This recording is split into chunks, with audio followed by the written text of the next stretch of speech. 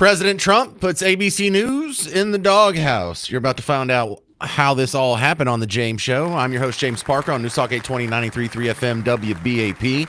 You know, I didn't see the interview that happened with George Stephanopoulos and J.D. Vance on this week, ABC News' Sunday morning talk show. I did get a couple of emails about it, though. Someone said, "You've got to check this out. It is unacceptable for a vice president to be treated that way."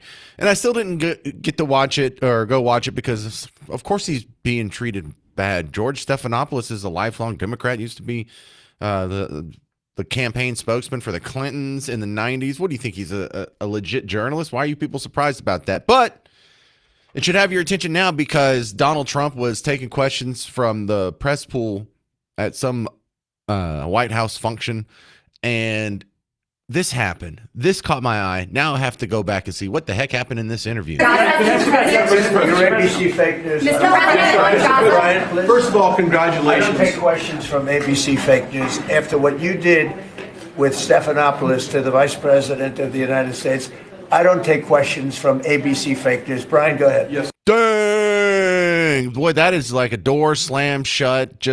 You don't see that very often. Well, excuse the heck out of ABC News. This must be a pretty interesting interview. How bad was it? Well, a lot of people are pointing to the very end sequence here, which it's hard to do this and not take it out of context because I'm not going to play you the whole 12-minute interview. I don't have that kind of time. But it's a little bit more than that, and I think I found a way to give you the full context. I'm going to play you the part that's being passed around because it did kind of end rudely and abruptly, and it was a little heated, but they weren't cussing each other, calling each other names.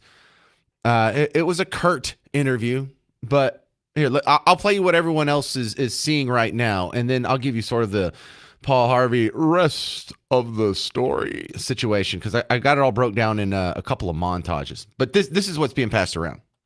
You are focused on a bogus story. You're insinuating criminal wrongdoing against a guy who has done nothing wrong instead of focusing on the fact that our country is struggling because our government's shut down. Let's talk about the real issues, George. I think the American people would benefit much more from that than from you going down some weird left-wing rabbit hole where the facts clearly show that Tom Homan didn't engage in any criminal wrongdoing.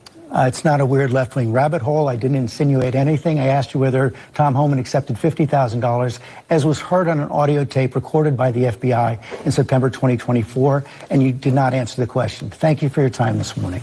No, George, I said that I don't. Up next, we'll be right back. All right. Well, look, that happens. The producer should have turned his microphone down so you didn't have that little awkward cutoff at the end.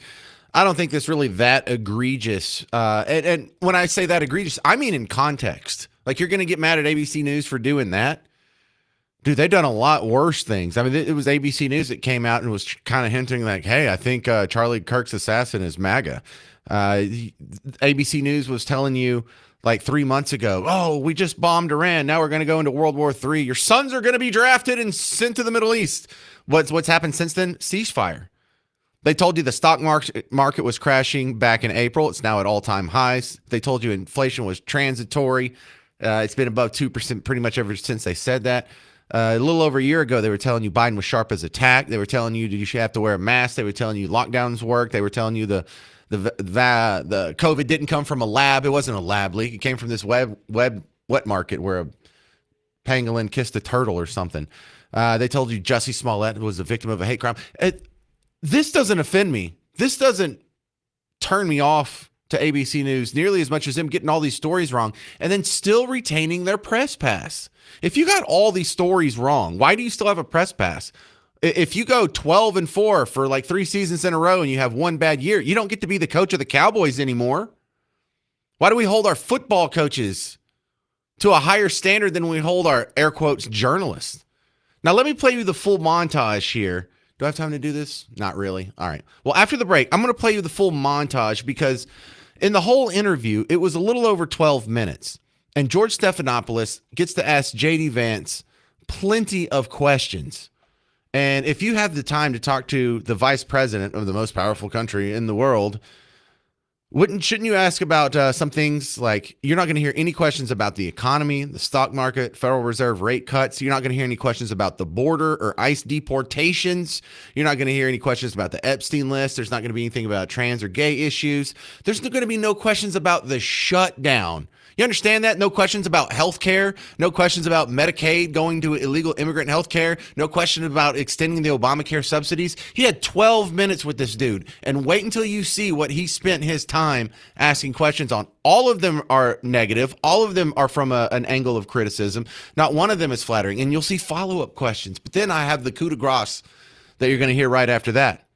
Because in the next segment, after he talked to J.D. Vance, he interviewed Illinois Governor J.D. Pritzker. Well, what were his questions like then? I'm going to play them back and forth for you. You're going to hear all the questions to Vance in a montage. Then you're going to hear all the questions to Pritzker in a montage. And you're going to tell me if you were in charge of the Democrat National Committee, would you have changed one word of any of these questions? No, I don't have any problem with the president excluding ABC News from asking questions in the press pool. I'm going even further than that. Why are they allowed in the press pool in the first place? If they've been this wrong, if they've proven to be this inept, inaccurate, and it's not just inaccurate, it's 180 degrees from the truth this often, they don't deserve to be in the press pool. It's a finite group, and the people who got it right should be rewarded. The people who were telling you COVID came from a lab, they should be in that seat, not ABC News. The people who told you Charlie Kirk's assassin was not MAGA from the get-go, they should be allowed to ask questions. They should be the body that gets to ride around on Air Force One. Not the people who told you the stock market was crashing in April and people's retirements are being wiped out. Well, where are you at now? It's at all-time highs. The people that told you Biden was sharp as a tack, none of them should be allowed in any press pool for the rest of their lives.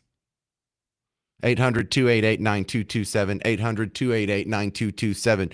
You're going to hear the two damning montages and see why Trump is so mad at ABC News coming up next on The James Show. News Talk 820, 93.3 FM, WBAP.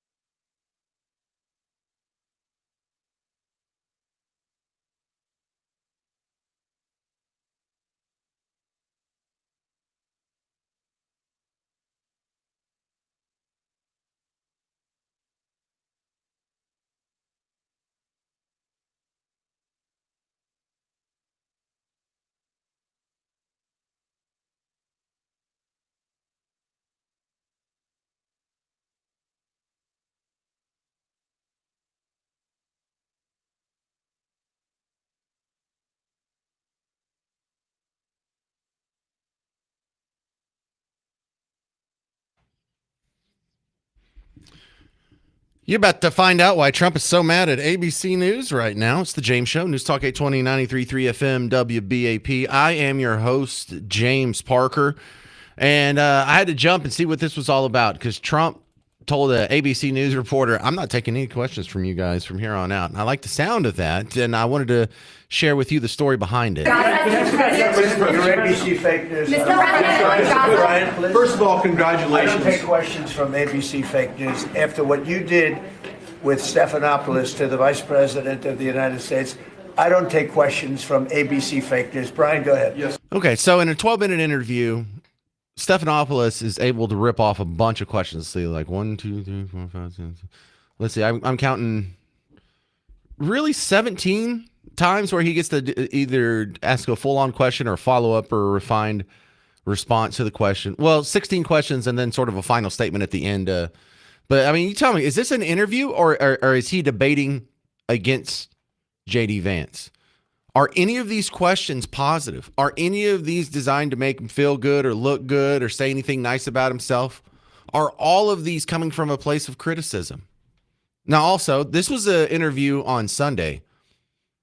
Are you going to hear any questions about the shutdown, healthcare, Medicaid for illegals, Obamacare subsidies? Any questions about the economy, stock market, Federal Reserve, the border, ICE deportations?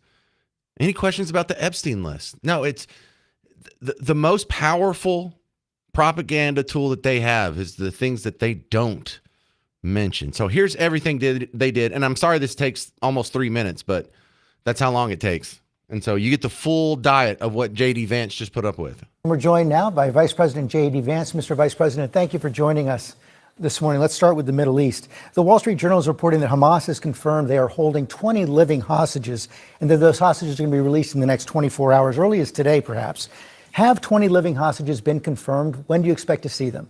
200 U.S. troops are being sent to Israel to monitor the agreement. What exactly will they be doing? Will they actually go into Gaza? And are you concerned they could get caught in some crossfire? The president has also pushed for National Guard deployments in several American cities.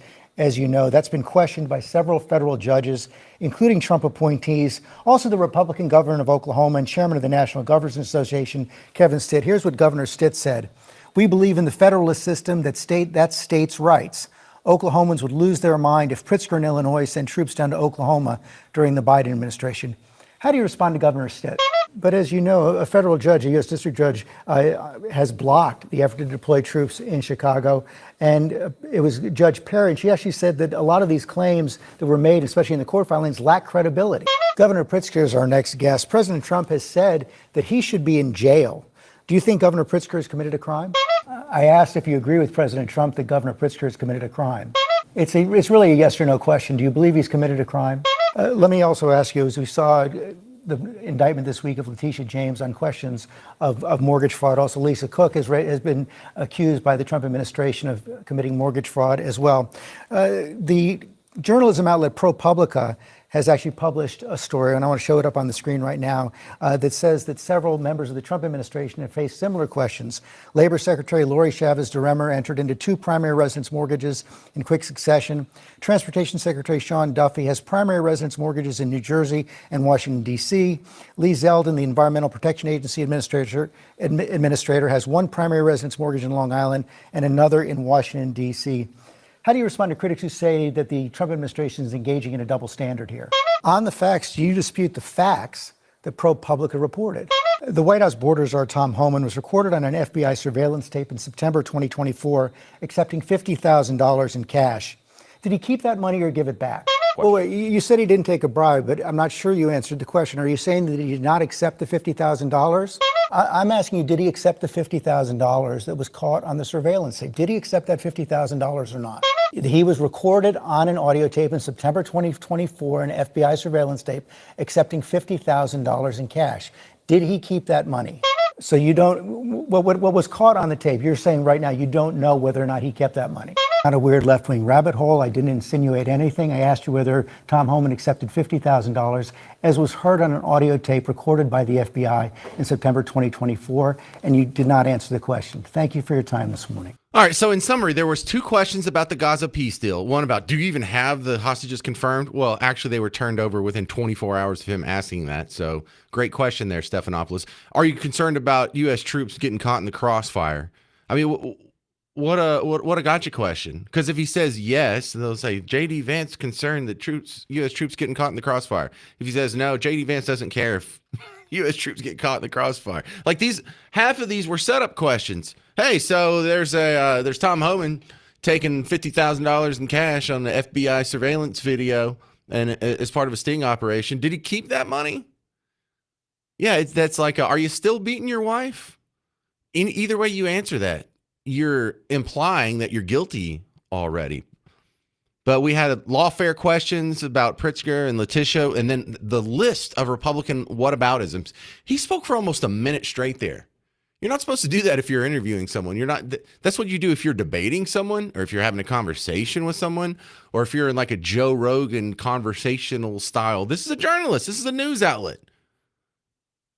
But 5 questions and a follow-up final statement about this Tom Homan bribe fantasy they have going on.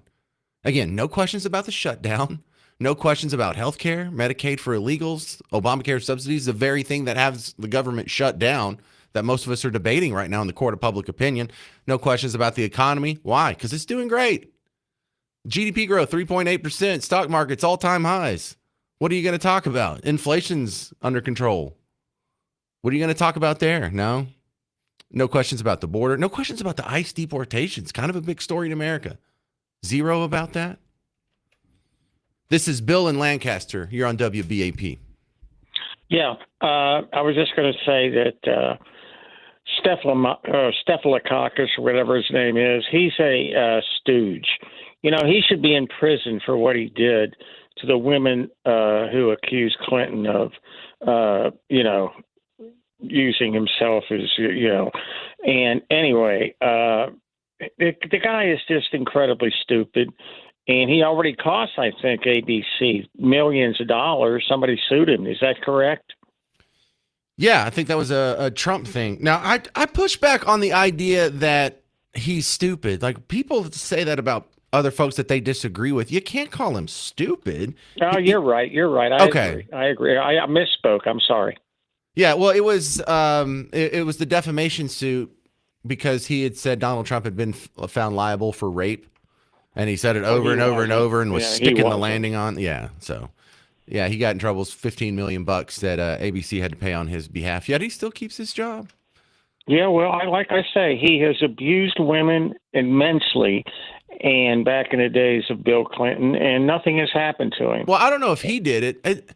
Is this the guy with the toe fetish, or was that's Dick Morris? Didn't Dick Morris in the feet? One of those guys. Dick Morris liked to suck toenails. Yeah, that was it. So I really don't have any dirt on Stephanopoulos other than he's a lying little political weasel. But you could say that about most of the people floating around the D.C. world. Does it bother you at all that ABC News is not getting any of their questions answered by Trump? No, it doesn't bother me at all. Yeah, I'm not losing any sleep over that. I used to live up in D.C. or close to it, and so I'm used to these people. And, this shutdown, and these guys in the Congress, they take off every other day to do something, and they're just wasting our time. They're just... all they're in it for is themselves. Oh, yeah, we get that. Yeah, but you have 12 minutes with the vice president on day, what was it, like 13 or 12 of the shutdown? No questions about the shutdown or the healthcare debate about it. Great journalism, guys. Great journalism. Coming up next, you'll hear the montage of the questions that Stephanopoulos asked J.B. Pritzker, the governor of Illinois, and you tell me if you notice any difference. 800-288-9227. I'm James Parker on News Talk 820, 93.3 FM, WBAP.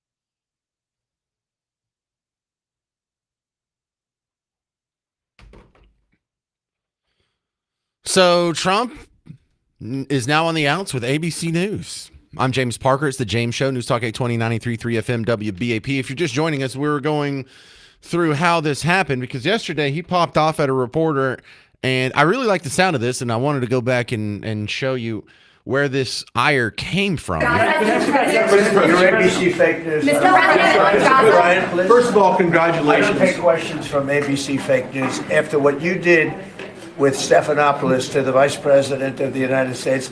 I don't take questions from ABC fake news. Brian, go ahead. Yes. All right, if you're just joining us, you might want to go back to the podcast after the show and listen to the last couple of segments because I played you a great montage of every question that Stephanopoulos asked, including the contentious back and forth at the very end of the interview where it was kind of a rude sounding cutoff. I don't even know if that was a rude cutoff or they just didn't turn down his microphone fast enough, but that's not the part that bothers me. The part that bothers me is how inaccurate ABC News has been throughout your entire life. And I think they should have lost their press pass way before then. I think anybody that pushed the COVID lockdowns and kicked you out of church and didn't let you go to your mom's funeral, I think anybody that told you the stock market was crashing 6 months ago, these people, they don't deserve to have a press pass if they're doing their jobs that poorly. We don't allow football coaches to remain on a varsity high school team with that bad of a record. Why don't we hold our journalists, air quotes, to a similar account? And so in the montage of all the questions Stephanopoulos asked J.D. Vance, there were no questions about the shutdown. There were no questions about healthcare, Medicaid for illegals, the economy, the stock market, the border, ICE, nothing that would make J.D. Vance look good. Nothing that the answer would be popular in the court of public opinion. It was all just these very specific negative angled approaches here with 5 final questions about this Tom Homan bribe fantasy, like a question, 4 follow-ups, and then a correction statement at the end. I'm going to play you the questions that he asked J.B. Pritzker. First off, notice how much shorter this montage is. It's not 3 minutes. It's not even 1 minute because he didn't interrupt him. He didn't go through a laundry list of, hey, well, here's a bunch of other Republicans who got caught up with 2 primary residence mortgages at the same time. There's no real pushback. There's no follow-up questions either. If Pritzker wanted to dodge and not answer a question, Stephanopoulos was just fine with that, and he let him move on. And we are joined now by Illinois Governor J.B. Pritzker. Governor Pritzker, thank you for joining us this morning. I know you just heard Vice President Vance. He didn't directly answer whether he agreed with President Trump that you've committed a crime, but what he did say was it seems pretty criminal to him, your behavior. What's your response? As you know, President Trump called for the prosecution of James Comey. It happened. He called for the prosecution of Letitia James, and it happened. He said, you committed a crime. Are you worried the Justice Department is going to come after you? The latest federal judge has allowed troops from Texas to remain in Illinois, but said they can't be deployed in Chicago. What is the situation exactly on the ground right now? But as you just heard Vice President Vance say that those troops are necessary because under your watch, under the watch of the mayor of Chicago, the streets have been given over to lawlessness. Those are his words. But if the president invokes the Insurrection Act, there's not much you can do, is there?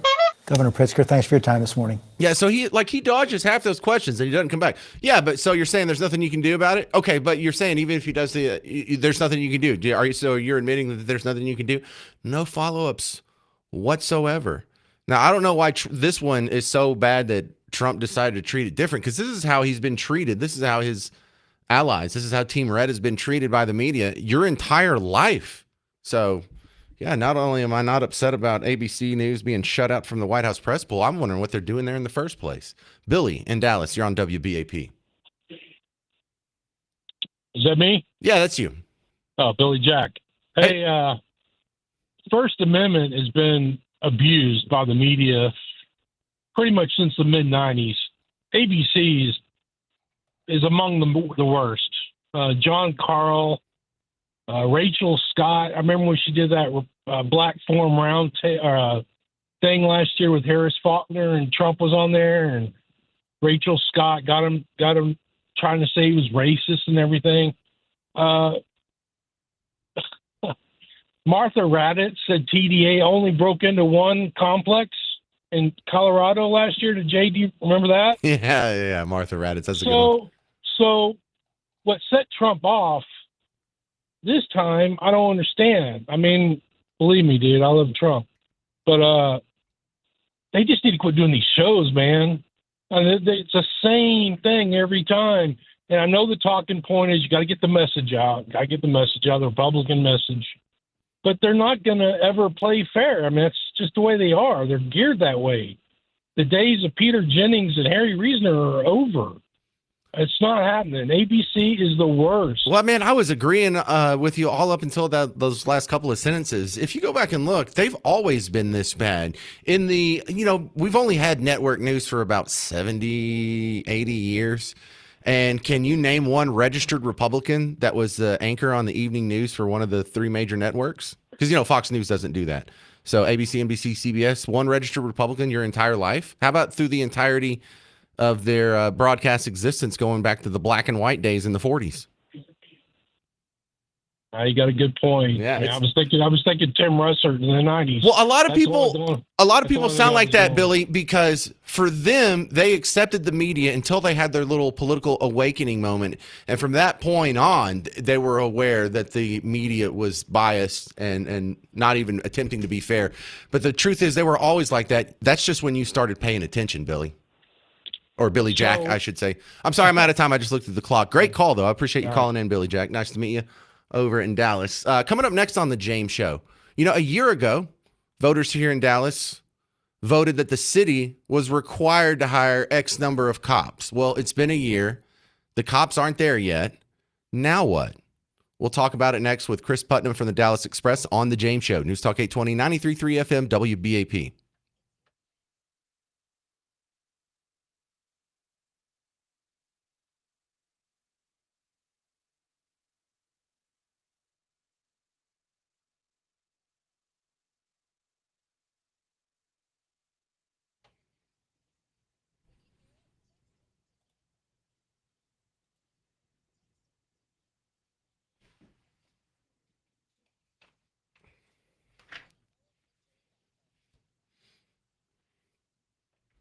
Hey, sports fans, we're in the golden season for sports fandom. We have football in full swing. We have the baseball teams in the playoffs. We have hockey and basketball starting back up. Stars just had their home opener last night. If you're already rolled up into these teams and you're already loving watching sports around here in Dallas, you can add a little bit more spice to the sports you're already enjoying with the Prize Picks app. It's America's #1 daily fantasy sports app. Millions of players, billions in prizes awarded already. And it goes through whatever your favorite sport is. It's not just the football, the basketball, the baseball, the hockey. It has soccer. It has tennis. They even make up things like a women's league of some sort. They even have esports. And I don't know who my League of Legends, the Michael Jordan of the League of Legends group is. But if you do, you can take that knowledge and turn it into some money. Download the Prize Picks app. Use promo code WBAP. You get $50 in lineups with your first $5 lineup. Download Prize Picks. Use promo code WBAP, and you get $50 in lineups with your first $5 lineup. And you can take that money and win up to 2,000 times your money on your lineup. Prize Picks. It's good to be right.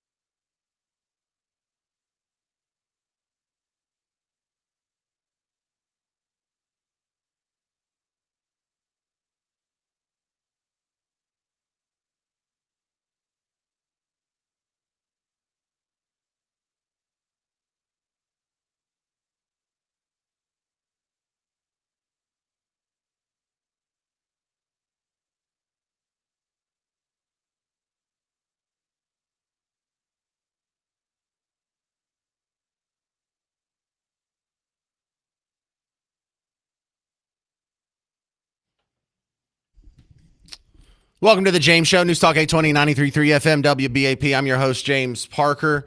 On your new home for Markley, Van Camp, and Robbins, find out for yourself what all the fuss is about. I listen to them when I'm getting ready for the James Show most days. They crack me up. I think you'll like them too. Give them a shot. A year ago, Dallas voters, we all went to the ballot box and voted on a series of propositions called the Hero Amendments, and one of which said that the Dallas police force is supposed to have immediately hire up to a certain minimum of police officers. Well, it's been almost a year. We don't have the cops. So now what? I don't know. Let's ask Chris Putnam from the Dallas Express. The guy behind the Hero Amendments, Monty Bennett, also publisher for the Dallas Express. So in absence of him, you're probably the second best guy to talk to about this. What is written into the Hero Amendments so we can actually do something about the cops that we still don't have?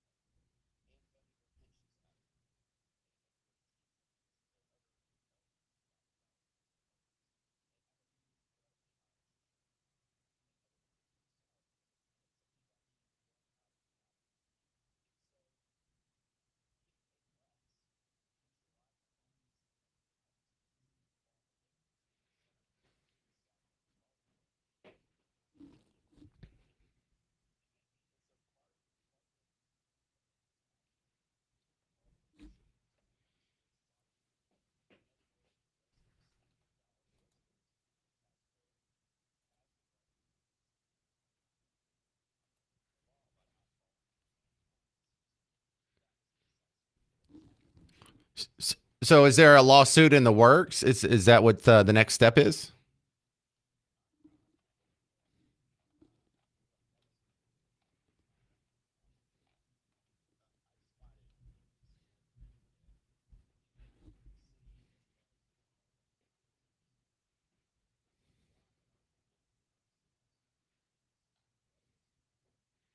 So this is Chris Putnam from Dallas Express. What is the city's excuse for not hiring enough cops?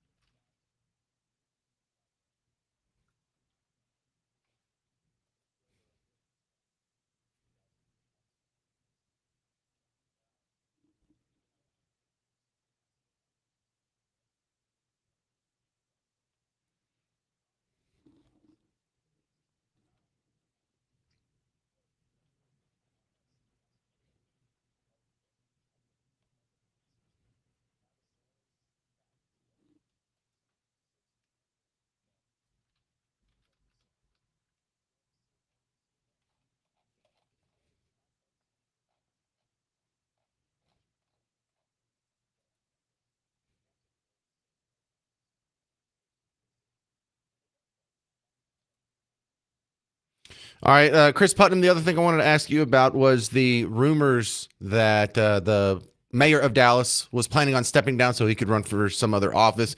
I don't know if that's attorney general or Congress, but there was a lot of speculation out there. And I was trying to find where this started. And the nearest I can find is there was an interview that Michael Hinojosa did, the guy who used to be the superintendent for Dallas Independent School District, who said he's heard from a lot of his people that the mayor is stepping down.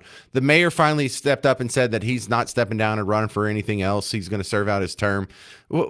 Where did all this come from? Why would someone start a rumor like that if it's not true?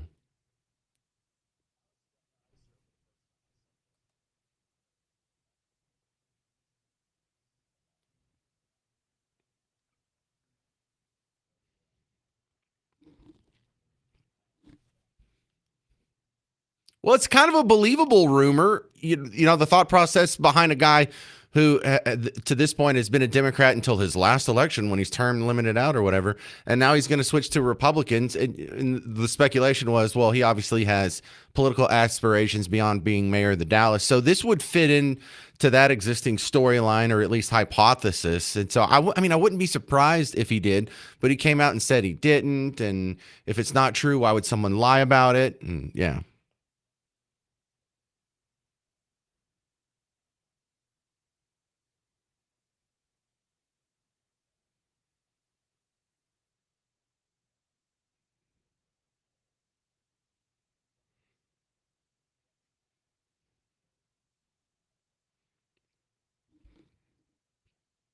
I mean, could he even win the attorney general's office? I think the new congressional seat that just got put out in the new maps, that's more of a maybe because it's regional and he has name recognition here. But I don't know about any statewide offices, so I don't know. I have a big question mark over that story.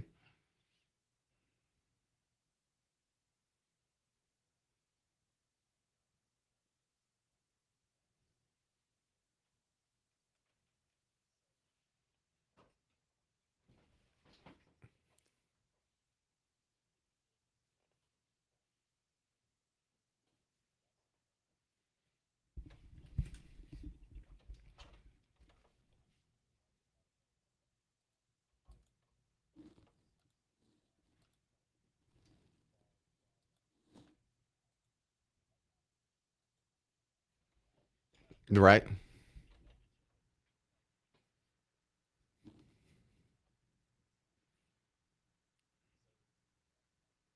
Yeah, I guess that makes sense. I guess he doesn't feel bad about burning the donor funds that he's getting, but with a losing race. But I can see how this could be a lily pad election. Thank you very much. This is Chris Putnam from the Great Dallas Express. Find him at dallasexpress.com. Thanks, Chris. All right, coming up next, I'm going to ask you for survival tips. You know, some of you guys that are preppers and survivalists and, know how to survive in extreme emergency apocalyptic situations. How are you surviving this terrible, awful, messy apocalyptic shutdown, the great shutdown of 2025? I know it's so horrible. We'll see if we can get through all this together. I'll have some survival tips coming up next on The James Show. News Talk 820, 93.3 FM, WBAP.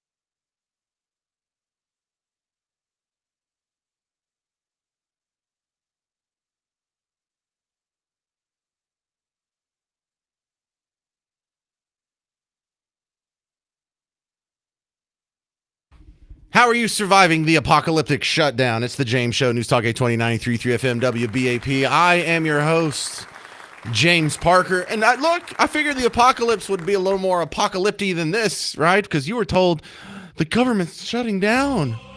Children are going to die. The economy is going to come crashing to a halt. It's going to be Sodom and Gomorrah, Caligula, cats and dogs living together. People are going to go the wrong way on one-way streets. It's going to be terrible. It's not so bad, is it? What are we in, day 15 now? Day 15? I am just going to share with you some of my amusement that happens around the shutdown talk. Because they have to tell you it's bad.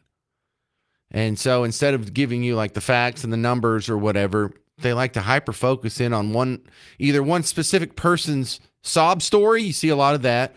Or maybe there's just like this general subset of the population that's suffering, some poor disenfranchised minority. And in this case, let's look at hikers. Hikers? Why hikers, James? Just stick with me for a second. Because I saw an article and it just, I laughed. And when I say I laughed, a lot of times when you're in a text message, you type in LOL, but you didn't really laugh out loud, right? Well, this one I actually did laugh. Because they're trying to give you the sob story about people who are going camping. They're going camping in national parks, and there's not a park ranger on staff. Oh my God! How are we supposed to enjoy the woods without a park ranger? Everyone, does anyone take that serious? Does anyone think that you really need a park ranger to enjoy the woods? Because I make assumptions like I say things and some of them are self-evident. Like, of course, everyone agrees with me. You don't need a park ranger to enjoy the woods. Now, I say that because I grew up way out in the middle of nowhere. And in the back 30 acres, backed right up into a forest. So a lot of times during the summer, when we were just a little too old to have babysitters, but not old enough to be well-behaved, me and my sister would wake up. And we'd play Monopoly, and I'd get mad, and I'd flip the board over, and she'd get mad at me and chase me out of the house with a steak knife, lock all the doors, and then I'd be stuck outside for the next, I don't know, about 6-7 hours until one of our parents got home from work. So I spent a lot of time in the woods, just walking around, me and a couple of dogs. There's some horses in the pasture back there too. And you know what? I was able to spend just days back there. I could go camping back there. I didn't do it very much, but I would go wandering around in the woods almost every day for months in a row. Never had one park ranger. Never needed the services of a park ranger. Never even thought about park rangers. In fact, I'm not even sure if I knew park rangers existed outside of the Yogi Bear cartoons. So, oh my goodness, we need, without park rangers, our national parks, no one can enjoy them. What are you talking about? They said, I remember during the shutdown that happened, I think 2013, they said Mount Rushmore's closed. I'm like, excuse me, does it have a door? How can Mount Rushmore be closed? Did they put like a big shower curtain in front of it and they just shut it? If you drive by Mount Rushmore, do you have to look away? Like, how do you even shut a national park? So I've just really been enjoying the stories because they're trying to pull them out of somewhere, and you know where they're all coming from. But do they believe this? Is there a group of people out there who maybe in their own lives, they think they're okay, but they're worried about, I don't know, their fellow Americans in this time of terrible shutdown? Like, are you almost here? We got to do the scary music again. Are you almost out of food in your underground bunker, guys? I mean, are you going to make it? Are you still able to get clean water for basic nutrition and hygiene? Are minorities still a thing, or they've all been genocided? They're still a thing? They're still out there? I don't know, because I've just been staying in my bunker down here, eating freeze-dried food that I got from Ron Paul. Do you have any survival tips you can share with us to get us through this tough moment, this apocalyptic moment, this hellscape that is the great, terrible shutdown of 2025? Yeah, things are pretty desperate down here in downtown Dallas. For lunch today, I had to stalk a homeless man behind the American Airlines Center, and I took him down. And it took me a while. He had a lot of fight in him, but I ended up cooking his leg over a already existing dumpster fire to get some nutrition for lunch. That's how bad things are down here. But yeah, my kids actually, they've been having to go to school in bug tussle wearing burlap sacks, because all society's collapsed, and this is all I can do for clothing for them. And I don't know if it's worth it because, the school doesn't have any electricity or running water or even books. They had to burn all the books because, we're all openly fascist now. How are you surviving the great shutdown of 2025? This is Dean in Corsicana. You're on WBAP. Hey, man, I don't understand, if why the Democrats still getting a paycheck? Why can't they be like everybody else that's going to get laid off and fired? So if they would, not get their paycheck, which I'm sure is a lot, that, maybe they would loosen up the reins a little bit and want to play fair.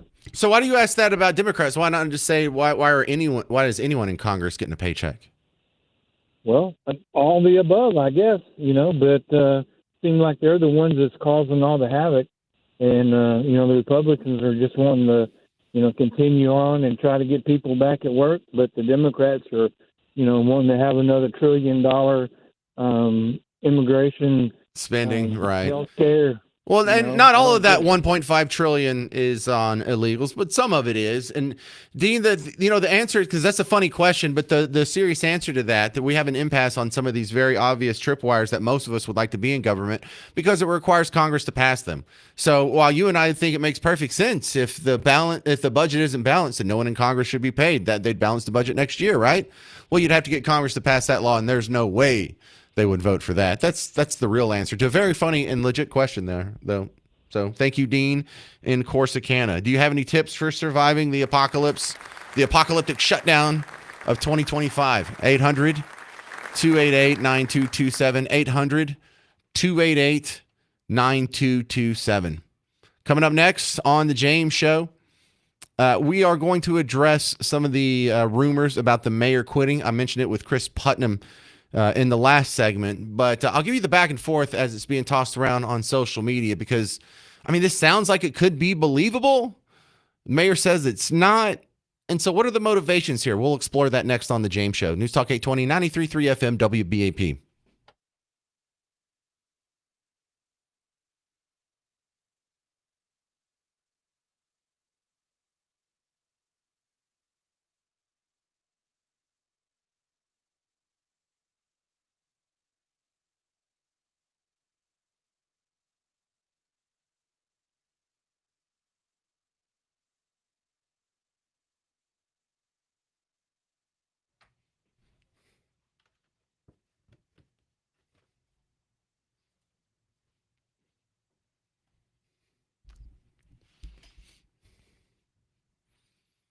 Hey, homeowners, here in North Texas, I know a lot of the cool kids are painting their bricks. However, don't do paint on your bricks. James Parker here for Rhino Shield. You want to do Rhino Shield on your bricks. If you're going to put paint on them, you might as well just bang your head on that brick wall rather than waste your money on paint. Because in a few years, it's going to be cracking. It's going to be flaking. It's going to be peeling.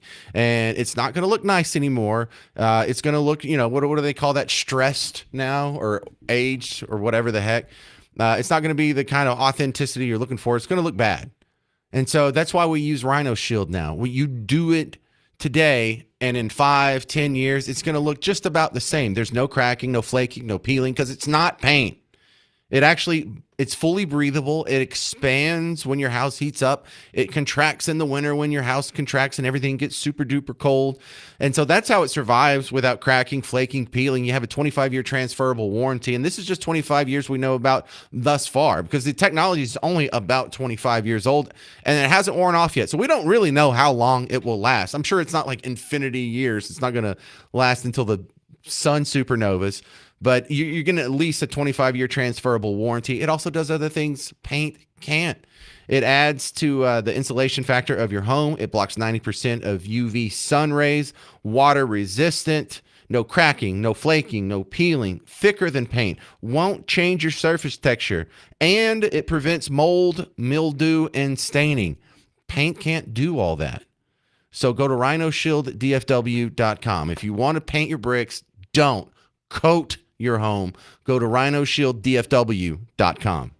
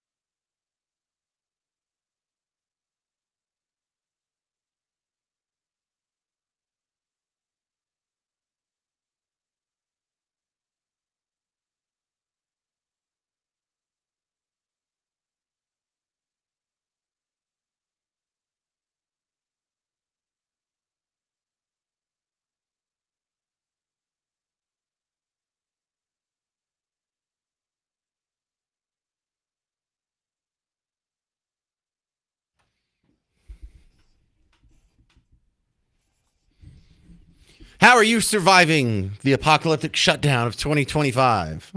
This is the James Show, News Talk 820, 93.3 FM, WBAP. I am your host, James Parker, still befuddled on why no one's taking credit for the shutdown. We're in day 15, and all we've done is save the taxpayers a few bucks in the meantime. So I'm just amazed at how much this has dropped out of the headlines, actually. MSNBC's not talking about this very much. I played you the montage where George Stephanopoulos on This Week on the ABC Sunday Morning Show had 12 minutes with the Vice President of the United States during a shutdown, didn't ask him one question about it. So I don't know. Is that a sign that the shutdown's actually more popular? Because if it is, then shouldn't someone be taking credit there? Because I heard J.D. Vance calling it's the Schumer shutdown. And then you hear everyone on the left say it's the Republican shutdown or the Trump shutdown. It's like, when is somebody going to come out and claim credit? Like, hell yeah, I shut down the government. You're welcome. 800-288-9227. Jana, Dallas, you're on WBAP. Hi, how you doing? Hey, Jan. I was calling about the park ranger comments that you made. I personally love the national parks. I've been to like 10. I love them. I think they're national treasures. But the thing is that there's no park rangers. Some American people are pigs. They wreck it. They do not care that it's a national treasure, that this is something that should be precious to us and our families. So they wreck it. So I kind of feel like we do need park rangers because of that. But I mean, I'm sure it's not high on the priority list. But wait, you just described a janitor. Well, I know, but they do monitor and keep law there.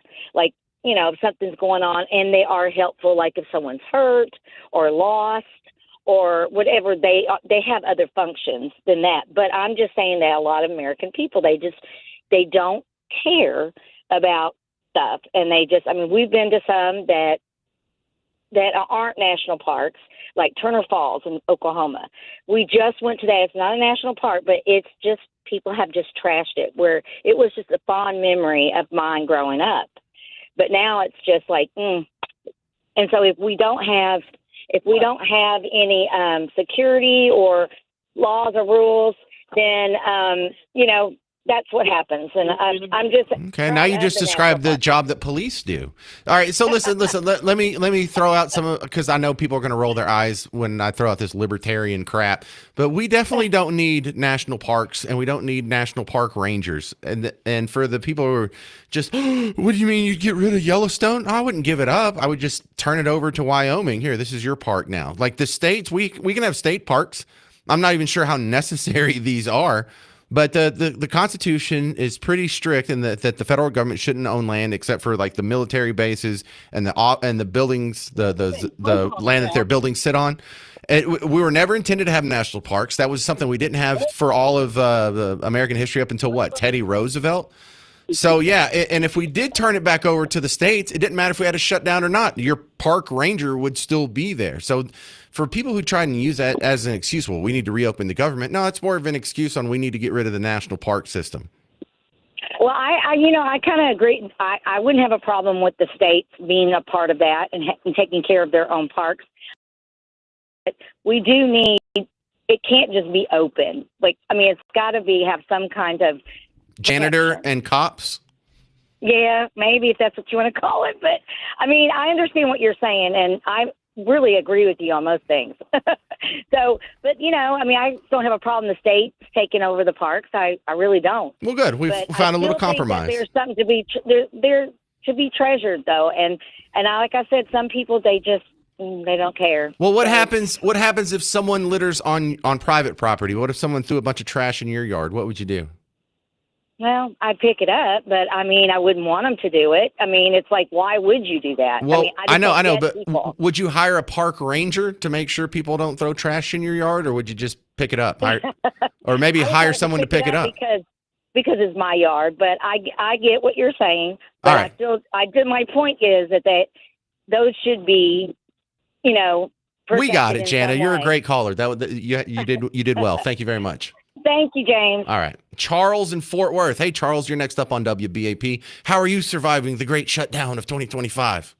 I'm doing all right now.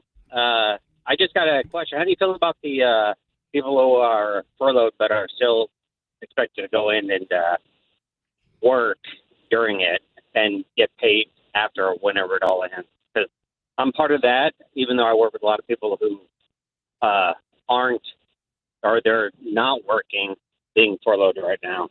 I work here down at the F-35 base in Fort Worth, and we still are supposed to go in and fly planes and everything like that and not get paid currently. Well, what's your job? Are you actually doing something that's constitutional, like it's within Article 1, Section 8 of the jobs the federal government's supposed to do?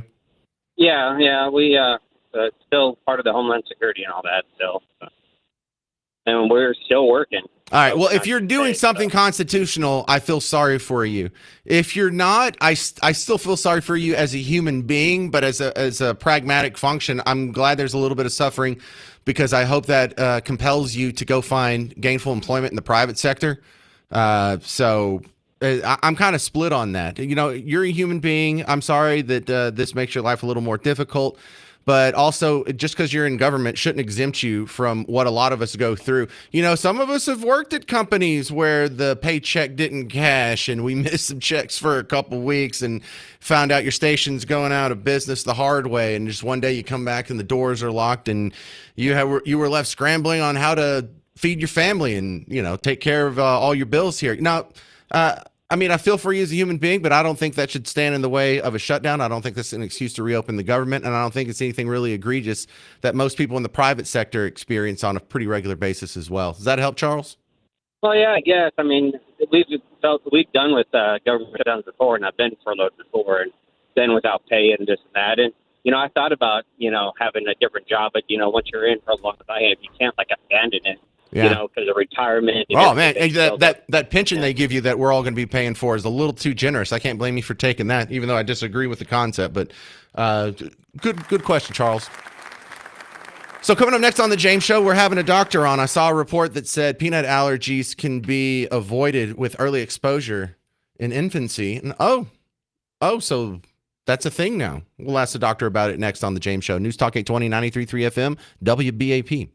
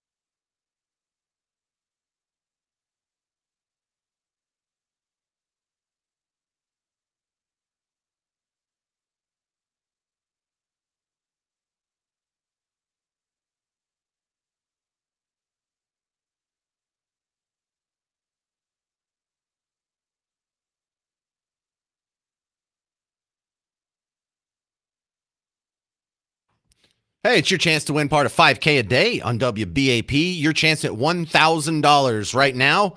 Pay off some bills. Just text bucks to 95819. That's bucks to 95819, and you could score $1,000. Sponsored locally by Mullen Injury Law Firm. Good luck. Let's talk about peanut allergies. Is that even a thing? I mean, a for real thing. This is James Parker on the James Show, News Talk 820, 93.3 FM, WBAP. A recent study caught my eye, and since I spent 0 hours in medical school, I think it would be quite helpful if I brought in someone who spent at least 1 hour in medical school. Dr. Matt Chalmers back on the James Show. Welcome back, Dr. Chalmers. A new study. I saw this on the Dallas Express, speaking of my good friend Chris Putnam.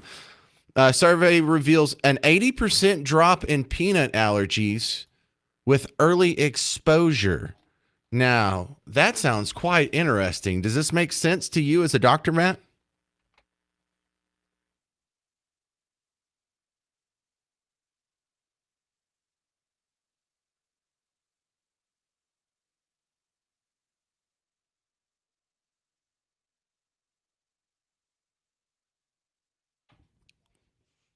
Wait, hang on. You do like the de-allergification of people? What's the right word for that?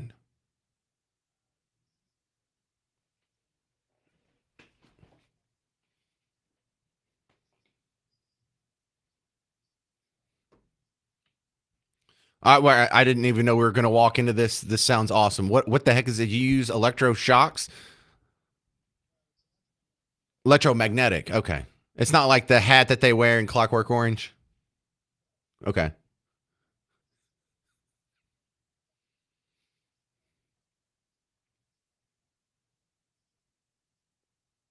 What? All right. Look, listen. If I sound skeptical, it's because this is the first time I'm hearing this. What do you just like stick a magnet up to your head or something?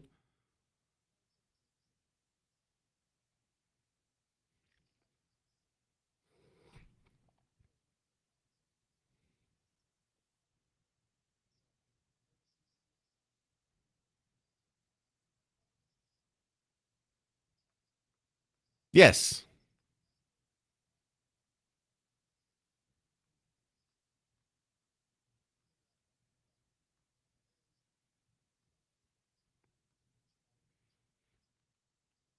So even if you're an adulthood with a peanut allergy, there might be a way you can get out of it.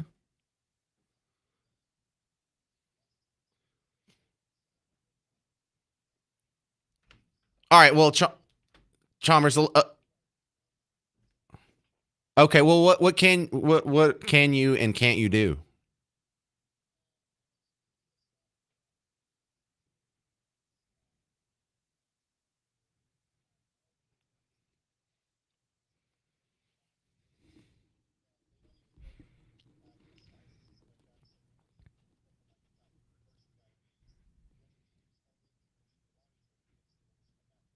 Right. So you're not caught off guard by this peanut allergy thing at all. Yeah. So there's always been people that were theorizing about this that sounded reasonable because I read in history books and I don't hear about Calvin Coolidge's son dying from anaphylactic shock from eating a peanut. I didn't hear about any peanut allergies in history. I asked my parents about it.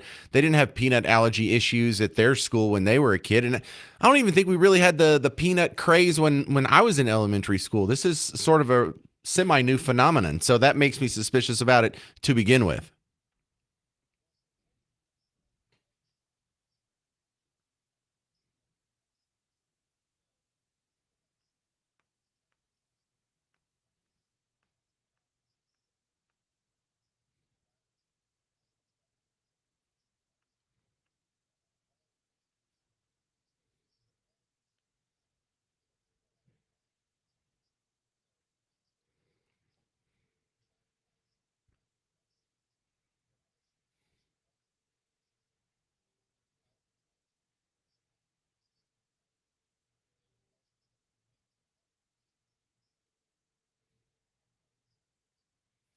I see. Do you have children?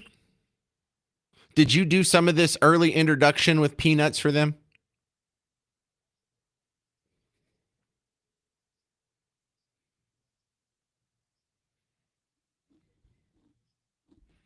So what all did you have to do that for? Peanuts, strawberries, anything else you focused on?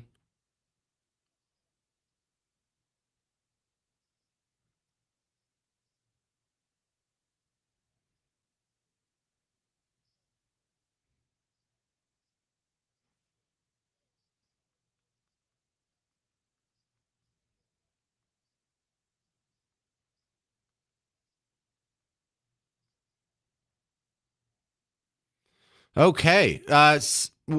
Can have you for another segment? I know we only scheduled one. All right. We're going to continue with Matt Chalmers because I didn't even hardly get into the study that got the whole conversation started. The journal Pediatrics just earlier this month released a study that shows there's an 80% drop in peanut allergies with early exposure guidance. We'll talk about the food allergies and what you can do about them next on the James Show. News Talk 820, 93.3 FM, WBAP.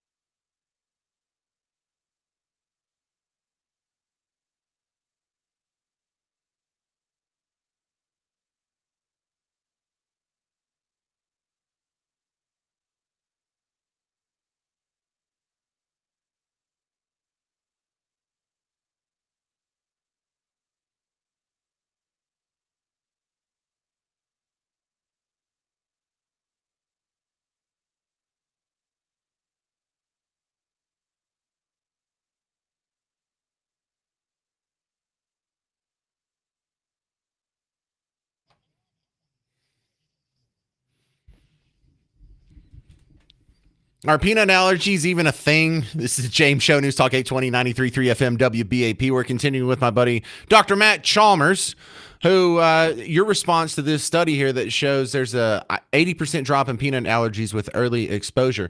Not only were you not surprised by that, part of your practice includes helping people with their allergies in some instances. When you look at the rise of peanut allergies, you sort of attach that to the vaccine schedule. And I think a lot of people would be interested to hear more about that because vaccines have been getting a lot of attention in the last couple of years. You know, you have people that are still getting COVID boosters, and I'm seeing ads, you need to take your flu shot. And I don't know, man. I don't know if I can ever be talked into any vaccine ever again for the rest of my life after COVID.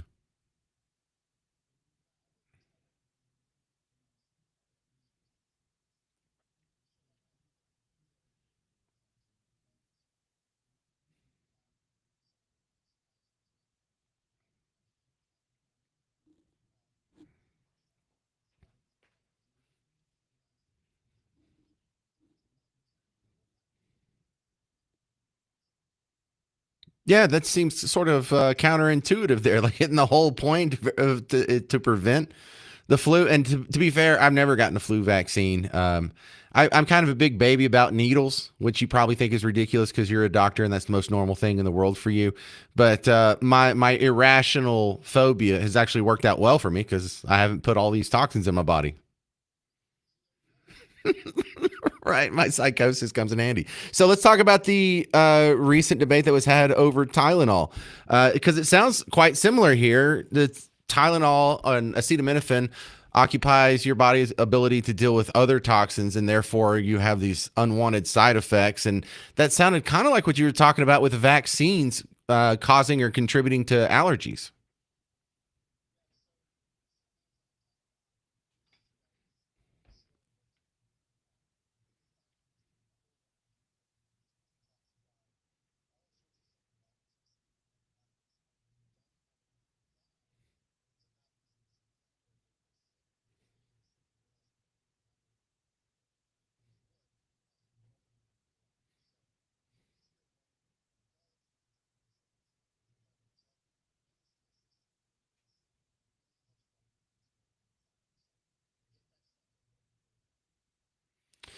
Okay, so you sound like you're on board with RFK in the middle of all that because we had the viral trend of pregnant ladies taking handfuls of Tylenol, and I think we talked to you on the show about that. That was kind of a scary time.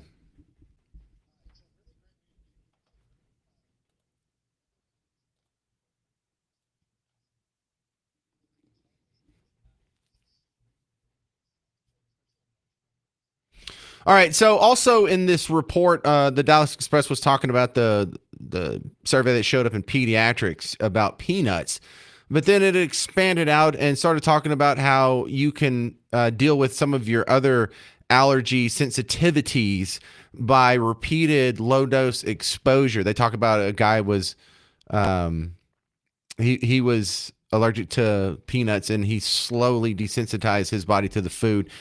Is that something safe for someone to do at home, or do you need to consult with a doctor to try that?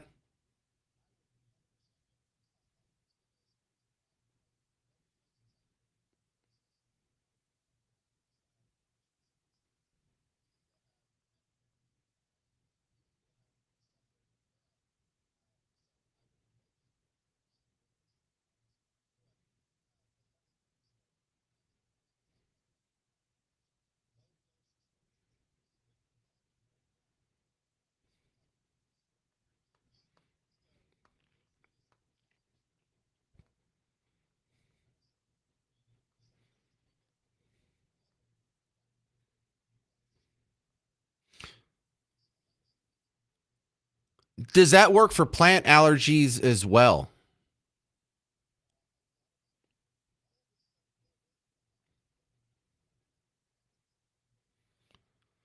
Because I do this thing where for 2 weeks in the fall, in fact, I'm just coming off of it right now, and for 2 weeks in the spring, I have allergies. I'm stuffy. I feel fine. I'm not tired or sleepy or groggy or anything. I feel fine. My nose is just runny for 2 weeks, and it's not that big of such a big deal that I've ever wanted to do anything about it. But if I could desensitize myself and not have to deal with that, that would be helpful.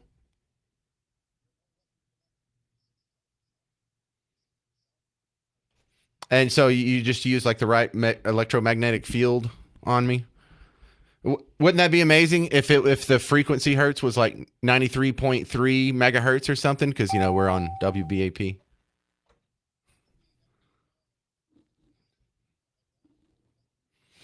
All right, so 8% of the children in the United States right now have food allergies. What do you think that number would be if we, followed the correct protocols and didn't junk ourselves up with vaccines and Tylenol and whatnot?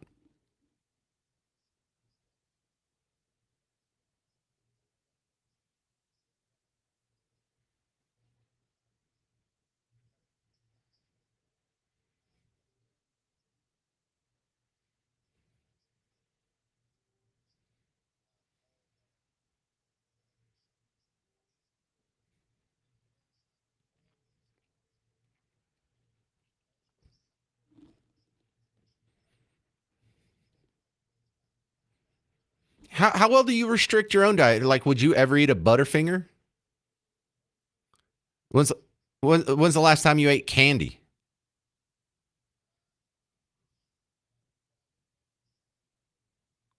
Wow. All right. I am not as disciplined as you, sir, but if people want to get some help or they have some more questions, where do they find your work? Chalmerswellness.com. Is that what it is? All right. Well, thank you very much. Gave me a lot to study up on here. This is Matt Chalmers, Dr. Chalmers on The James Show. Thank you, sir.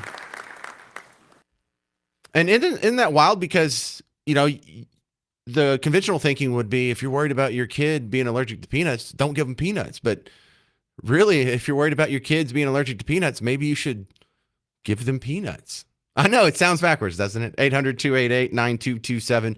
800-288-9227. This is something where I imagine I'm going to get some really cool emails and calls on. But whenever we are done with that, you have got to hear from one of the hostages that was released from Gaza on Monday and what he had to say about Trump. That's coming up on The James Show. News Talk 820, 93.3 FM, WBAP.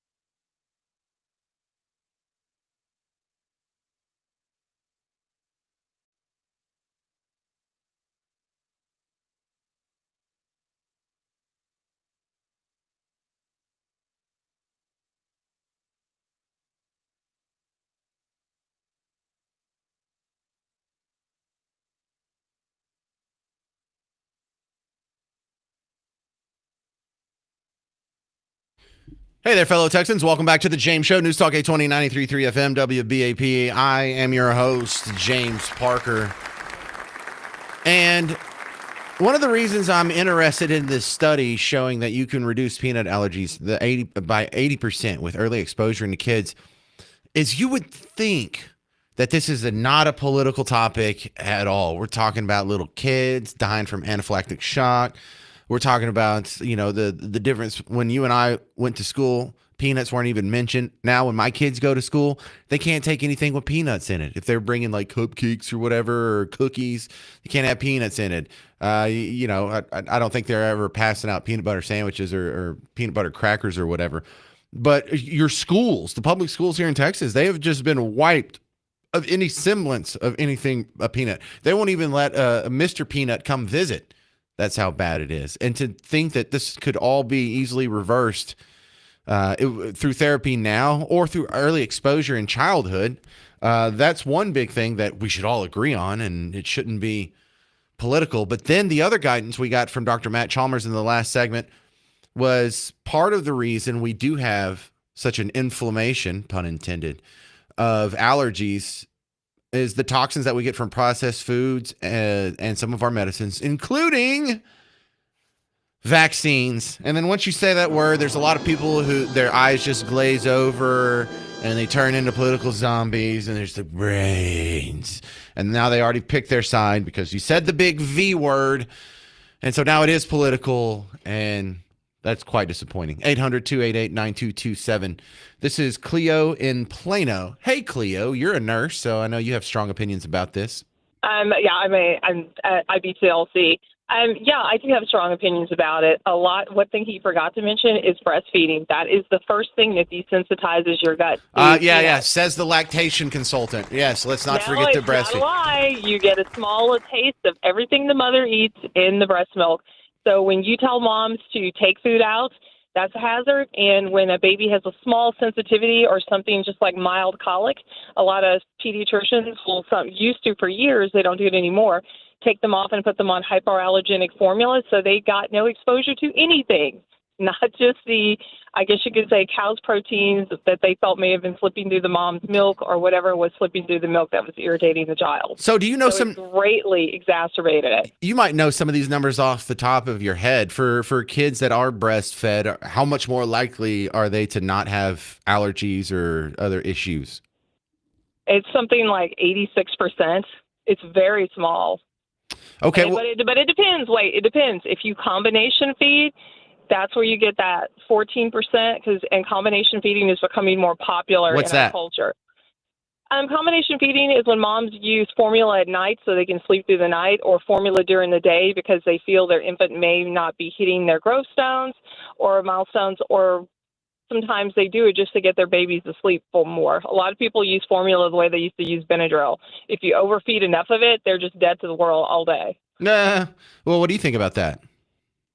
What do I think about overfeeding formula? No. Combo feeding. Combo. Sometimes combo feeding is necessary. Some moms, because they just couldn't help it because of birth interventions or true low milk supply, they need it, and that's better than just formula feeding. And when you say that, that's a really hot political topic because a lot of women never choose to breastfeed, and they say, well, that's my right. And I'm like, but you're giving your child a processed food, just the way this doctor was talking about, that sensitizes their gut for the rest of their life. They even have a smaller thymus gland. And you mean sensitized in a bad way? Yes, desensitized in a bad way. More prone to diarrhea, inflammation, ear infections, all sorts of viruses, because they kind of have a leaky, compromised gut their entire life. Ew. So the other thing that a lot of people are concerned about, as far as breast milk goes, is there any reactions or effects on the husband? No, and there are people that do that. I have yet to see that happen. They use it in their coffee and all sorts of stuff. Mm-hmm. Yeah, well, I mean... and yes, they do use it at the tap, and I have not seen that happen, no. All right, well, we have to end this segment now. This is getting a little hot. Thank you very much. That's Cleo up in Plano, our lactation consultant. Because how much do we talk about breastfeeding on this show? It needs to be more, damn it. I'm a huge fan. It's good for the kids.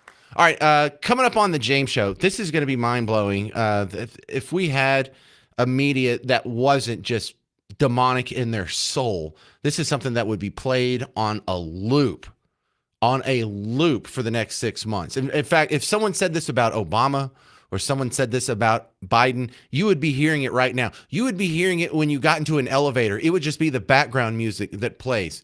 It is such an amazing and also damning piece of audio. You cannot miss it. It's the first interview I saw with one of the released hostages. He just said this on Monday. I found it yesterday, and I'm bringing it to you next on the James Show. Wait till you hear what this guy said about President Trump. 800-288-9227, 800-288-9227. Also, this is your friendly reminder. I'm going to be doing the James Show live at the Texas State Fair for tomorrow and Friday. So I'll be out there from 2 to 5 live. Where Big Tex is, he has the one hand up and his left hand's pointing out. His left hand is going to be pointing almost directly where I'm sitting. So when you come in the front door, you see Big Tex, you'll go to the right. I'll be right outside the old mill. So come by, say hi. I'm James Parker. It's News Talk 820, 93.3 FM WBAP.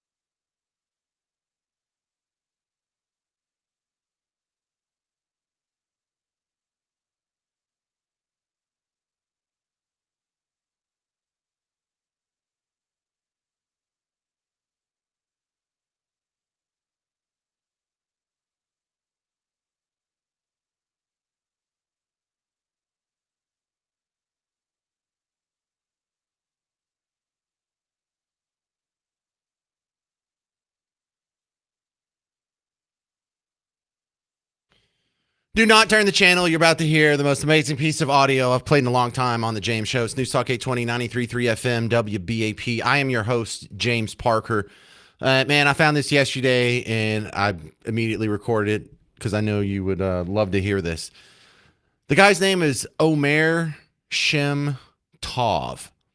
For the last 2 years, he's been in captivity in the Gaza Strip as a prisoner of Hamas following the October 7th raid.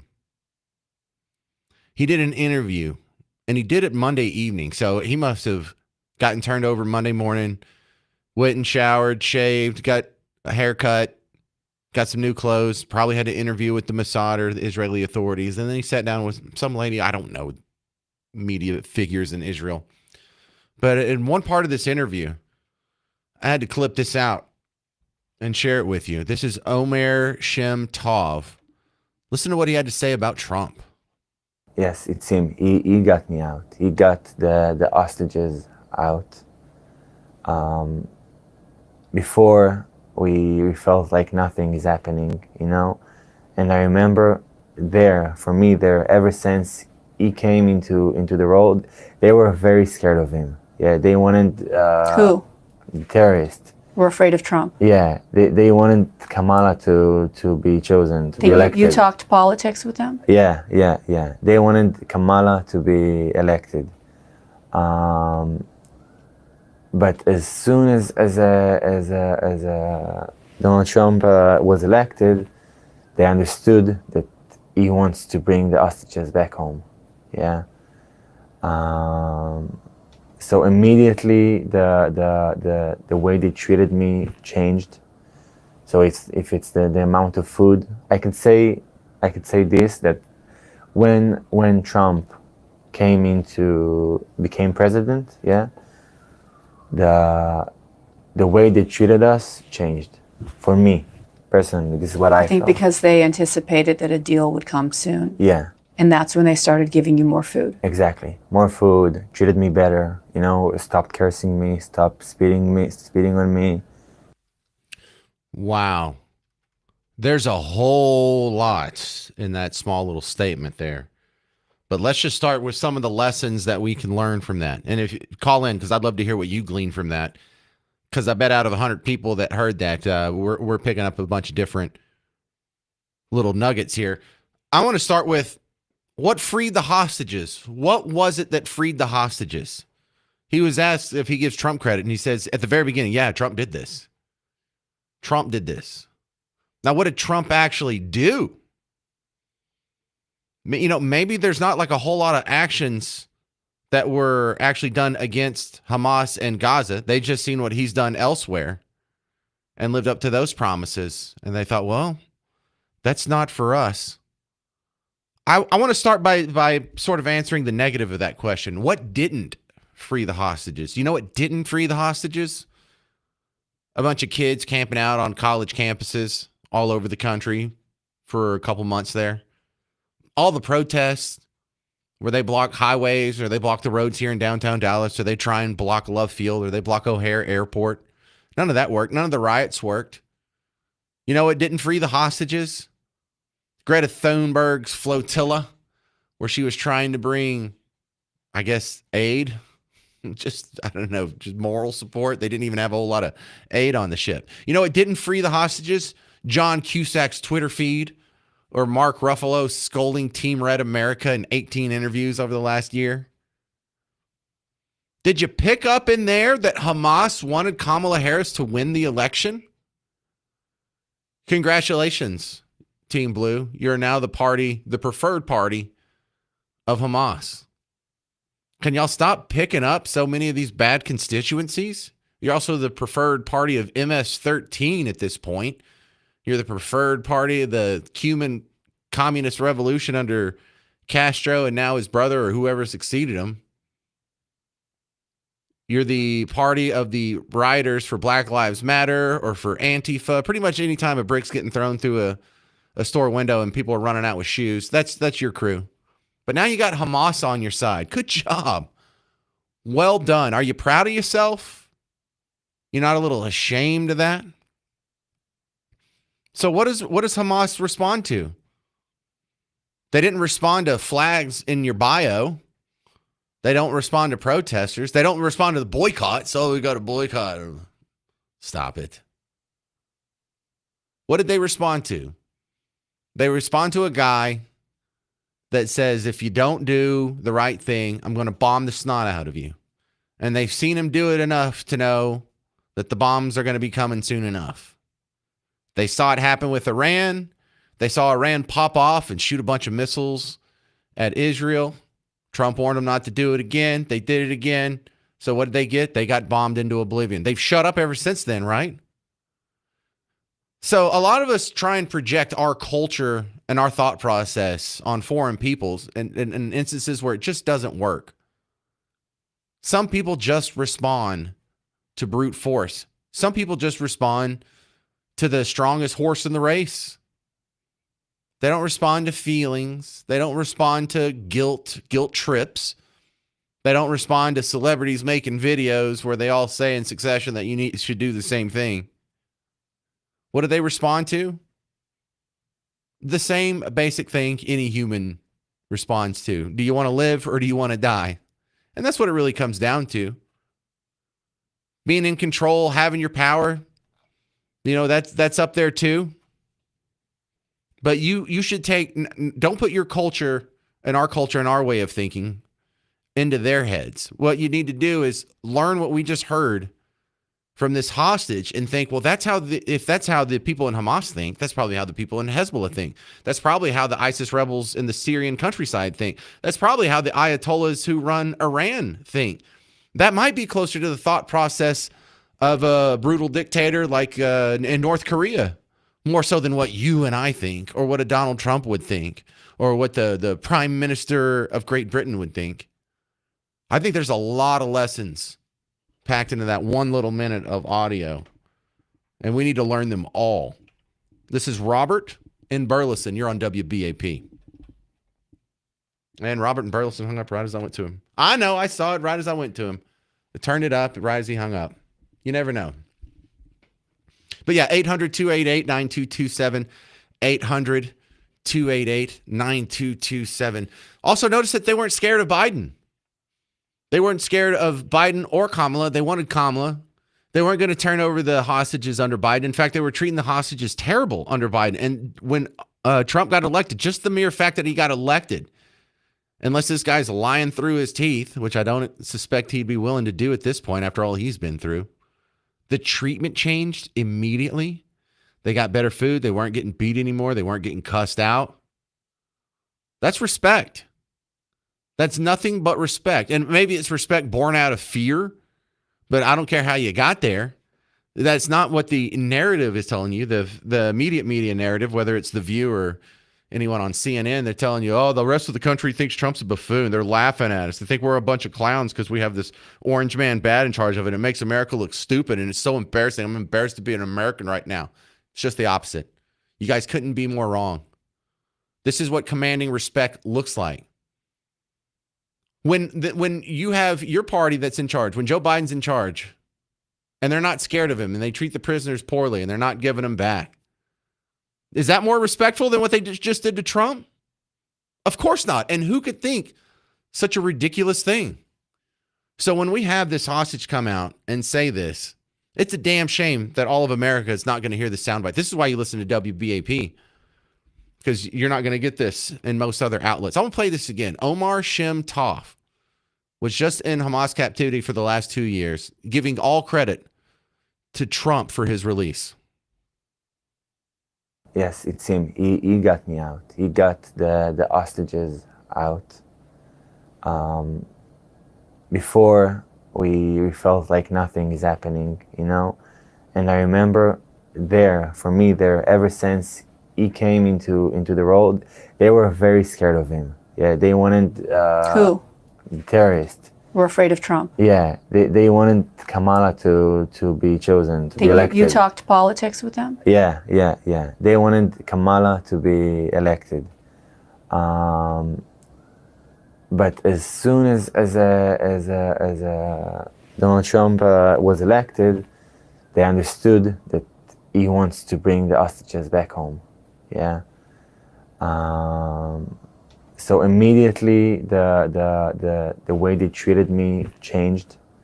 So if it's the amount of food, I could say this, that when Trump became president, yeah, the way they treated us changed. For me personally, this is what I think felt. because they anticipated that a deal would come soon. Yeah, And that's when they started giving you more food. exactly. More food, treated me better, stopped cursing me, stopped spitting on me. We'll continue with the lessons we learned from that just 1 minute piece of audio from a Hamas hostage that was just released this Monday. Coming up next on The James Show. What lessons did you hear in that? 800-288-9227. I'm James Parker. It's News Talk 820 and 93.3 FM WBAP.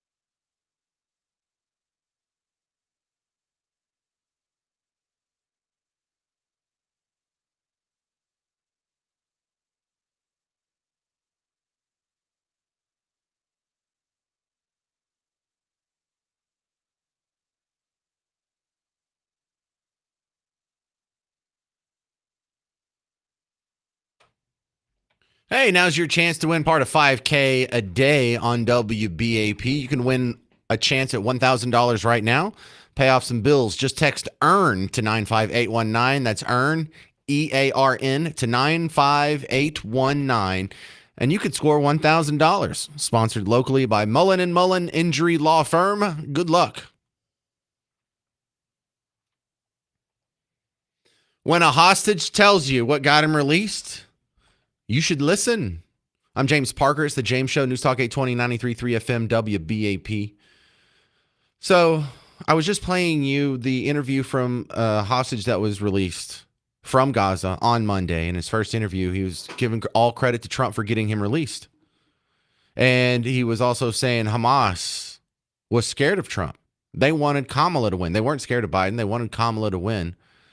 And so we shouldn't take this lightly. This should be something that I wish all Americans could hear and at least have a conversation about. Because how do we know what to do next time there's a hostage? We learn these lessons. Let's admit what didn't free the hostage. He wasn't freed when the Biden administration and the international community was sending all kinds of humanitarian supplies into Gaza. They're under siege, but we're sneaking them food and medicine and supplies. So what are you setting up, an infinite siege? That didn't work. That system didn't work. The hostages weren't freed when Biden was doing all these benevolent projects on their behalf. Remember when he built a new pier for the boats to deliver aid and dock in Gaza because all the other piers had gotten knocked out and nothing was getting through the Israeli blockade? Did that work? No, it didn't. Oh, it's so weird. Well, what about all the protests they had in their honor? That didn't work either? No. What about the guy that set himself on fire? Remember the Air Force, the airman that self-immolated, screaming free Palestine? That didn't work, huh? I don't know. They made a lot of signs. Are you sure that didn't work? I guess not. So what's your lessons from this little sound clip? 800-288-9227. 800-288-9227. I know I've played it twice. Let me play it one more time for people who are just joining the show. This is Omer Shem Tov. Yes, it's him. He got me out. He got the hostages out. Before we felt like nothing is happening, and I remember ever since he came into the road, they were very scared of him. Yeah, they wanted Who? Terrorists. We're afraid of Trump. Yeah, they wanted Kamala to be chosen, to be elected. You talked politics with them? Yeah. They wanted Kamala to be elected. But as soon as Donald Trump was elected, they understood that he wants to bring the hostages back home. Yeah. So immediately the way they treated me changed. So if it's the amount of food, I could say this, that when Trump became president, yeah, the way they treated us changed. For me personally, this is what I think felt. because they anticipated that a deal would come soon. Yeah. And that's when they started giving you more food. Exactly. More food, treated me better, stopped cursing me, stopped spitting on me. There's a lot of lessons to be learned just from that one little 1 minute clip. This is Elizabeth in Electra. You're on WBAP. Hey, Elizabeth. Hey, afternoon. I'm a Christian, born and raised Christian. Got disaffected and how I wound up practicing Islam at one point in my life. That's the story in of itself. Wait, you're the lady that married the immigrant, right? Yeah. Okay. Well, I'm going to tell you what right now, Trump and Benjamin Netanyahu, they are huge, gigantic, iconic heroes for America and Israel, whether people of the respective nations know it or not. They are huge. I love them to death. In my mind and my heart, President Trump and Prime Minister Netanyahu are the greatest. President and Prime Minister Netanyahu, that they're the greatest that America and Israel has ever had, at least in my lifetime. And I think it goes without saying, and I think anybody who is saying realizes and recognizes that when people stand up for what they believe in and they unequivocally defend things, and when people are afraid of what they say they're going to do, you should understand that these people mean business. They know what they know. They believe in what they know. They stand up for it, and they go 1,000% to do so. And it's those kind of people that I think every nation on this planet ought to be wanting for their leaders. Well, it's righteous people who. Go ahead. No, I was just going to say that this feels like sort of the culmination of an argument we've been having since 9/11, in the fact that some people have been saying, no, we don't need to go use our military and blow people up and drone strike people. You're just creating more terrorists, and they're going to hate us and they're going to attack us more. But I think it's been before since 9/11. I think it's been all the way at least since the hostage situation in Iran of our American soldiers. I think it's at least been that you know long. what? That's probably a fair starting point. But the conversation has been just the polar opposite, because there's one side that's like, we need to just go flip over some tables over there and blow some people up, because that's the only thing people will respond to. More primitive cultures, not that we're all better, because we're white supremacists or anything, but more primitive cultures tend to coalesce around strongman and shows of force. And they've demonstrated with their little internecine wars that they've been having, whether it's Iran, Iraq, or whatever the heck else has been going on. And I think the people that were trying to look nice and trying to be, the more humanitarian approach to it, they were causing us just more pain and suffering in the future. And they were really just doing it to posture for other liberals to show how good and humanitarian they are. Well, I think Prime Minister Netanyahu, he lives over there, right in the muck of it, right? Yeah, right? he lost his brother in the war He against. knows. Yeah, he knows. And he talks about that. It has to be brute force. They don't understand anything else except for brute force. Yeah. Well, good lessons. Thank you very much, Elizabeth and Electra, calling back on the James Show. Hey, coming up next, the No Kings protest is coming to a town near you this weekend, and you're going to find out that they're really upset, and they've picked out their favorite color. You'll hear it next on the James Show. News Talk 820, 93.3 FM, WBAP.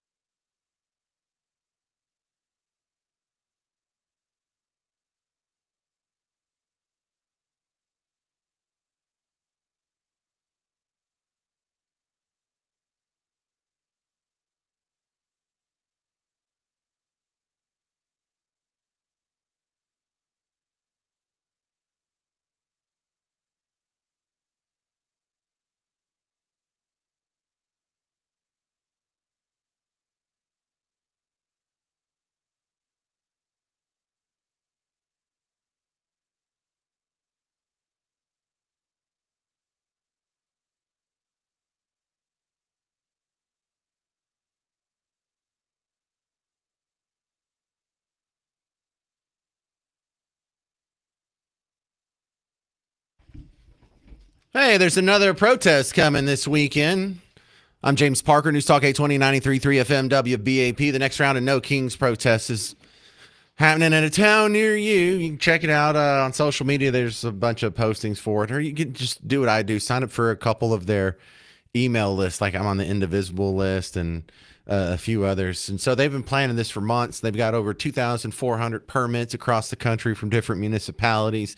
They've got organized leaders and precinct captains and all these. They have different street teams. There's the medic street team. There's the media street team. There's the first aid. They've got this all planned out. And just to let you know, they've also picked out their favorite color. Now, it takes a while to get to that point, but this is one of the hype videos that's getting passed around right now to get you all worked up and to get you excited about the No Kings protest in a country that has never had a king.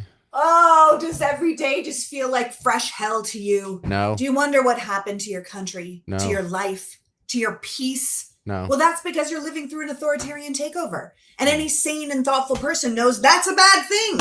It's pretty obvious when your government makes the enemy anti-fascists that they are fascists. And until recently, we all agreed that fascists were bad. So what do? We act like Americans. We use our constitutional rights and we protest. We protest like America has never protested before. This is why I am partnering with No Kings to help amplify Indivisible's work to create the biggest and most effective protest America has ever seen. As the president escalates his lawless behavior, the No Kings nonviolent movement continues to grow. Indivisible is uniting people across the country and the world to remind people that America has no king and the power of this nation still belongs to the people. Millions of us took to the street in June, but I want tens of millions of us to do it in October. This Saturday, October 18th, we are going to reject authoritarian rule. We are going to reject the abduction of immigrants. We're going to reject the deployment of troops in our streets, the silencing of our voters, and the defying of our courts. We are going to reject the takeover of our country because America doesn't belong to the rulers or the billionaires. It belongs to us, and we're going to defend it. To make sure this event is the safest and best event possible, I want you to RSVP at the link attached or the one in my bio. I want you to film it while you're there. I want you to encourage your friends and family to come with you. And if you can, I want you to wear something yellow because yellow has been chosen as the color of the No Kings movement. So you're encouraged to wear that color in a way that feels natural, but in a way that unites us all in a cause. These people are trying to make us afraid. They want us to feel alone, but you don't need to be afraid because you are not alone. Millions of us hate what is happening here, and we need to stand together in solidarity to say it. So click the link in my bio or where attached and let us know you're going to be joining us as we peacefully protest this violent administration. They can call us whatever they want, but we call ourselves patriotic Americans. All right. Boy, they're really serious about that. Is every day just a fresh hell for you? No, not really. I'm a pretty happy fella. Are you tired of living in an authoritarian hellscape? I don't know. Things look pretty cool. Actually, I went to the Stars game last night. That was pretty good. Went out for lunch, had a sandwich. What are you talking about, authoritarian? They just work themselves up. They just want to be angry. What are you protesting this weekend? You protesting low inflation, closed border, Gaza peace deal? Like what exactly is so damn bad about right now? But hey, we got a color. It's yellow, y'all. Yellow. Of all the colors, you pick the color of cowards, yellow. Interesting. I can't say anything. That's also the color for libertarians, which I think is dumb because, like, well, I guess red and blue were taken. White would probably be racist. So I'm going to leave you with some final thoughts on Trump derangement syndrome from the great comedian and friend of the show now, Rob Schneider. Anything that Donald Trump does, good or bad, good, whatever, it's, Democrats feel they have to do the opposite. My favorite now is Democratic women being told, pregnant women, to not take Tylenol, do anything, but don't take Tylenol. And to spite him, pregnant Democratic women are taking Tylenol. I'm trying to reach out to the White House to just see if I can get President Trump to make another announcement. Whatever you do, don't men over 50 who are traveling in the greater Philadelphia area. this weekend, specifically over the bridge in Collinswood with their band. Whatever you do, don't. Yes, and Trump also says, whatever you do, don't randomly give money to radio talk show hosts. He says, whatever you do, that's the last thing on earth you should do is just give them $100 bills and cash and walk off. He never wants you to do that ever again. All right, tomorrow the James Show is going to be broadcasted live from the State Fair of Texas. I'll be outside the Old Mill Inn, just a big Texas left. So when you go in and he's like, howdy, folks, his left arm is going to be pointing kind of toward me, in that general direction. So just walk over, take a right, judge me based on my appearance. High five. We'll have a good time. I'll be there tomorrow and Friday. Stick around. Coming up next is Mark Levin. If you need more James Show action in the next 21 hours, the podcast is there. Go find it wherever you're already listening to podcasts, WBAP.com, WBAP app. Find us on Facebook, YouTube, Twitter, all that fun stuff. And I'll see you tomorrow. I'm James Parker. This has been The James Show on News Talk 820 and 93.3 FM, WBAP.